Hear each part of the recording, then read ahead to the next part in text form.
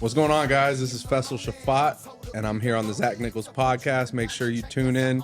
This week's episode, I'm going to be talking all about Challenge USA and all my hot takes and my opinions on my castmates. So make sure y'all tune in.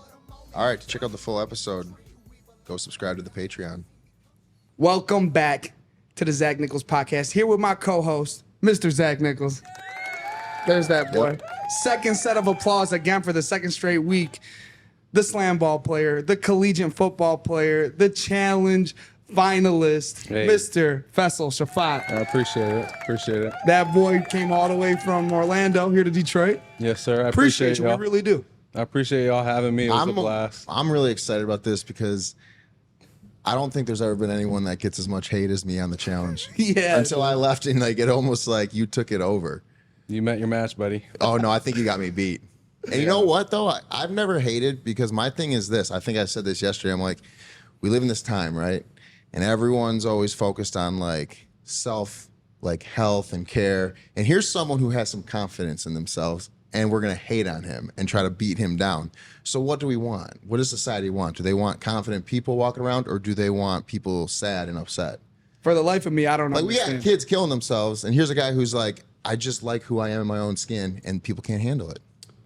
Well, Is that kind of how you see it? From my point of view, it's like, yeah, I am very confident when it comes to the competitions and stuff like that. But I myself have my own insecurities and all this. No, just because I 100%. don't show it all over national Gotcha. television. Okay. And I think because a lot of the storylines on, these reality television shows are based around all these people coming out, whether it's about their insecurities, Gotcha. whatever. And then Self-growth, right? and that's what the fans love to see. They don't like to see the guy that's good at everything succeeding. That's no fun to watch. I feel you there. I feel you there. When I think that's important to hear. But I also just think it's like, all right, you have this confident, like you present yourself well, you can talk to people, you can compete, and you're okay with yourself. Like whether people like you or not, you're cool with it. You don't try to. I don't notice you ever trying to win over anyone's like affections. Yeah, I Maybe gave some up of the on that. girls, but like I'm saying, like as in the game, like you say, like if they're gonna go for you, they're gonna go for you. You don't care if they don't like you. Yeah, the funnest part. People can't stand that. The funnest part for me having you on the show, and we talked about this, is like getting to know Zach deeper throughout the years, getting to know Dusty last week, and then getting to know you. We only know what they want to show us. So being able to get to know the real Faysal, you see, hey, you actually are making these relationships. You don't have anything on bad terms with other people. You are playing your game your way, and you perform on the field, in the water, and on the track. So we're super excited to have you here. Very highly regarded. How was Detroit been so far, man? Yeah, so the first day I got right off the flight. You guys booked me an exit row. I appreciate that. Oh, come greatly. on, man. We got to do that. Didn't check no bags. We went straight to the Detroit-Seattle game. Yes, sir. Yeah. And we were in the fourth row, and it was an OT game, so I appreciate y'all having for me sure. on for Yeah. real. It was fun. That's a Detroit experience. That's Hell GOHT yeah. media stuff. And that was my first time in Detroit, so we did it the right way. So I appreciate Hell it. yeah. Is there Glad anything you enjoyed it. Hell yeah! Anything you remember about the Detroit fans? Because you were wearing a DK Metcalf jersey. Yeah, so I pulled up and I was like, when you told me we were going to the game, I was like, I got like 50 jerseys, bro, like Right. NFL and college jerseys. So I didn't have a Detroit Lions jersey. I had a Seattle DK Metcalf jersey. So I was like, I got to wear it. Yeah, when are you gonna get a chance to wear that again? But I was like, damn, this might have been a mistake. I see all these guys in like blue masks and shit. They're like, fuck you, bitch. We were iced up, man. We're masked up. Detroit was loud, proud, and positive. Unfortunately, you couldn't get the win. Come on, man. You got made me look stupid on the gram. I was rocking with the Lions heavy, but you weren't surprised. No, that's like a typical Detroit game. I know. My whole life has been that way. Like they get you all, like they hang in, then they do something like throw a pick six, and it's like great teams don't do that. Yeah, it's We're it's used tough. to that in Detroit, so hopefully that changes. I like Dan Campbell, so we'll see. We love Dan Campbell. Hopefully they can turn it around. But that was a lot of fun, and it got us ready for today's show. You want to get into the episode? You got something you want to touch on?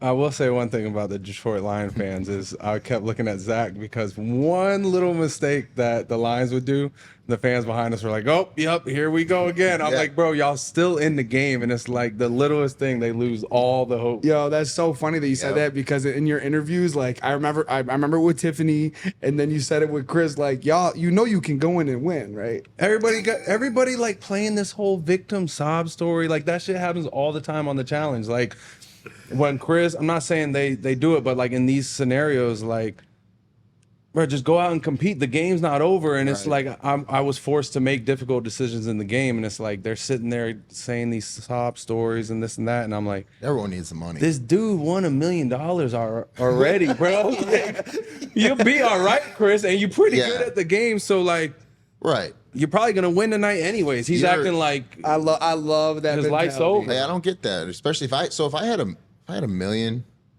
I'd go on there. I wouldn't care. Yeah, I wouldn't care about anything. Look, I might have seen you got pissed if somebody put you, but you're never crying about it. Oh, literally never you, and I've never seen it out of you either, ever. No, I'm not gonna beg. Yeah, for what?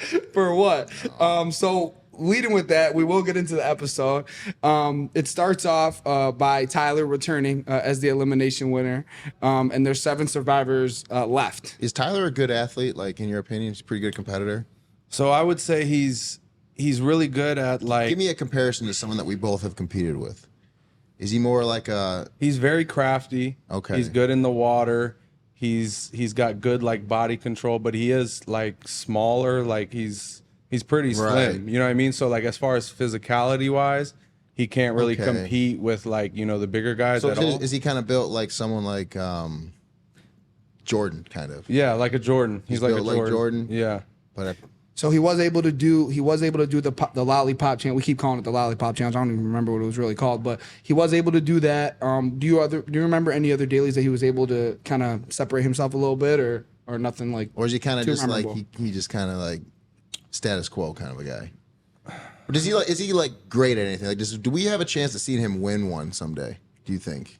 So that was the thing. Now we broke into individual games. So now it's like we're really about to see who has it. Yeah, we really. or Yeah, who you're doesn't. right. We haven't gotten a. You know what I mean? So I think these next couple episodes that are about to come out, because it's individual game, you're about to see either people shine or people shit the bed. Because like when we were in teams, you could kind of hide behind a good team, because as long as y'all all are working good together and you got a couple good pieces. Right. So now it's like you put up or you shut up. Now that's the individual game. So Yeah, we haven't seen really much. I mean, he didn't do that great in this week. He didn't solve the math before you did, right? It was you. We'll get to that. We'll get to that. We'll pause. I mean, I'm just wondering, do we have a? Is Tyler? well, he gonna win? did beat Monty in that ball, 3-hour ball. Yeah, stack talk to about us. That was like a yoga. That was like yoga. I would have hated to do that shit, bro. Like, I mean, I would have tried to find a way to get it done, obviously, but the trick, I don't know if anybody's talked about this yet. I was talking to you about it the other day. I remember you told me. We found out was the sand from the elimination grounds, like once it was on the ball a little bit, it made was it more slick. It made it more slick, and they didn't even know that. And at one point, like Tyler was throwing sand on the balls, thinking, or like on the wood, the platform, thinking it would help it stick more or whatever, give it a better grip, and that was hurting him. Right. So like, I think the trick was to blow the balls. That was like a 3-hour. Did you say blow the balls? That's a pause. I wasn't gonna say anything, but then I'm like, She drop it one time, You please. interrupted me as I didn't get to finish to my blow sentence. the sand off. Blow the the ball. sand off the balls, bro. Whose balls? No, the game balls. Oh, gotcha. So, but like when you'd say his balls had less sand on them, and that's why he won. Yo, Monty, get some sand off your balls, man. No, that was a tough one. That was like all of 3 hours, right? Yeah, it was real frustrating to watch. Like, it was tense to watch because they would only have a ball or two left, and it was like, oh, okay, this is the one. Tyler's gonna win this one, and then it all dropped, and then you're like, okay, Monty's about to win it, like for sure. And he had it a couple times real close. Yeah, and they got it all stacked up, and then it was like you had to unwind that damn barrel of the rope and shit. and it Every was single like, time. Why didn't they carry more at once? Like, could they not like put them in their shirt and stuff to carry them over? I think the rule at first was you could only grab one ball at a time or two balls at a time or something like that. And did you have to try to stack them every single time you came back, or could you just throw them all on the ground and just go back and forth real quick and then stack? So that was, you had to wait till you had all your balls before you could stack at first. Oh, that's the worst. Yeah. Oh, that's the worst. Yeah. Yeah, that's ridiculous. They made that to be obnoxious. I didn't think they thought it was going to go that long. Yeah, that's to true. be honest. Of course not. So were you standing up watching this thing the whole time? Yeah, half the time, man, you like my knees. I'm getting old now, bro. I'm That's 31. a long time to stand up. That's a long Like time. my to stand knees be aching, my back be aching. We'd be like sitting down on like the sand dunes. The production be like, all right, stand up, because it's like When they're getting close, to yeah, getting they're down, like they want stand the up, end and shot. we're like, all right, and nothing, bro. We're just right back down. We're like, damn, bro. I know we felt bad, man. That's a long time to be competing for real. So anyways, Tyler comes back. There's 7 survivors still left. Sebastian still obsessed with Tori. They had you on the interview here a little bit talking about, kept it real, said, hey, Tori's walked down this road before and it hadn't really worked out. Here's my question to you, game wise and socially, what's your opinion on Sebastian?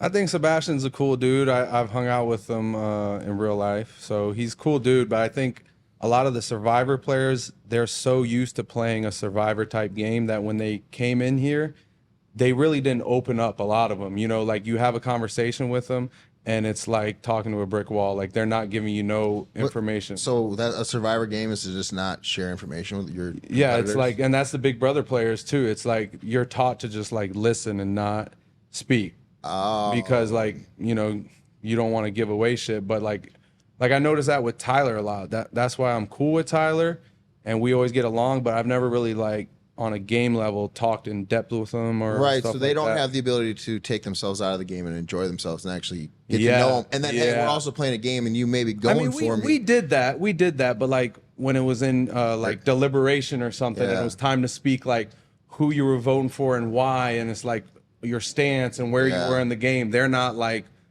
not showing their cards at all. Gotcha. Right.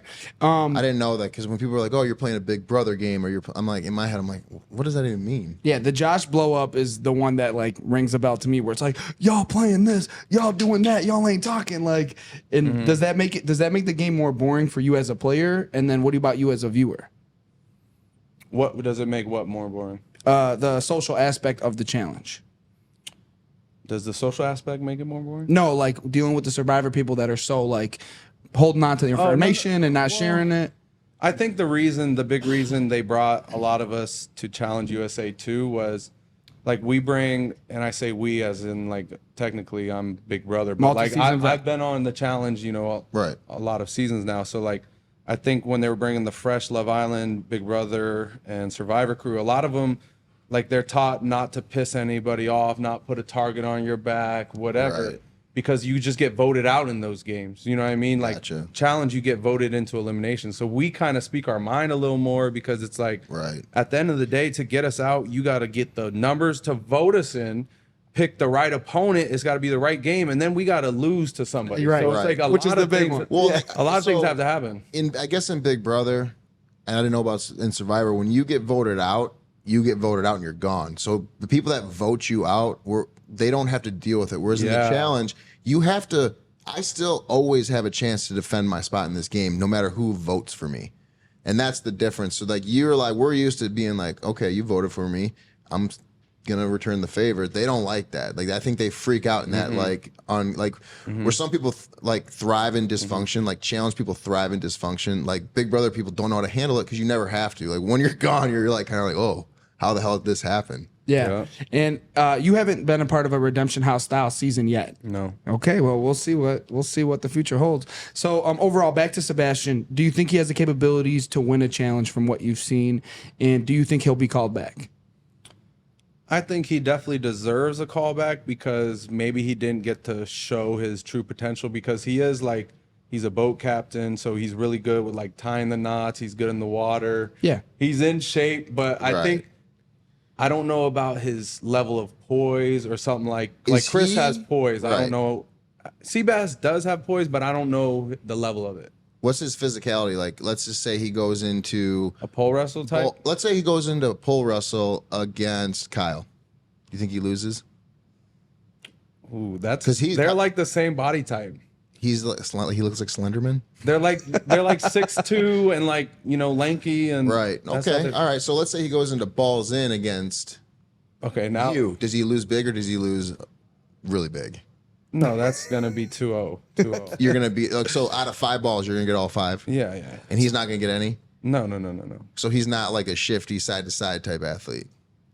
Well, he actually played DN in high school. He told me. Okay, I don't care what you did in high school.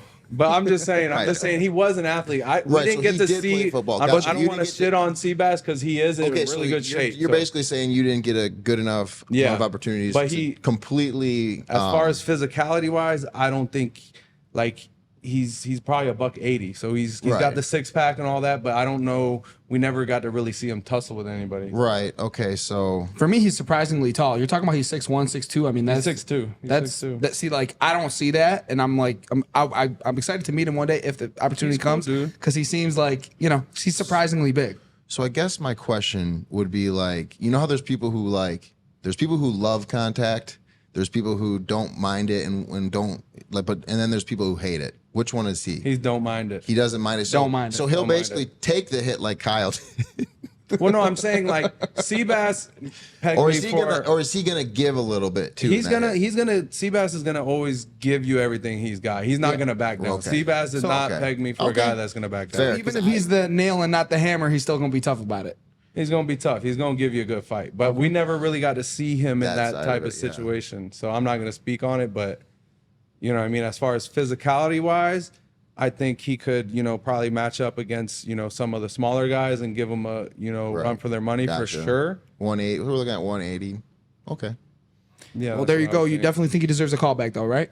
Yeah, I would say, it's a shame he didn't really get to show what he could do. He got put out in that elimination against Chris. No, like Chris definitely balled out in that, but it was basically who could figure out that bounce. Like I knew right away, like the way Chris was bouncing him, you had to bounce it with like A little some touch. trajectory, like And some touch, too. Well, touch too, but like Seabass was throwing it straight up and down to where it was too vertical. It didn't have enough momentum to reach the thing. So he didn't understand, like, okay, that's like a coordination thing, I feel Well, like. I think he just his strategy was different. Like Chris had it down pat. Chris is a very good like strategic player. That was a weird elimination. I don't think was weird. I've never seen one like that. A lot of them this season were like that. Do you think you would have been good at that one?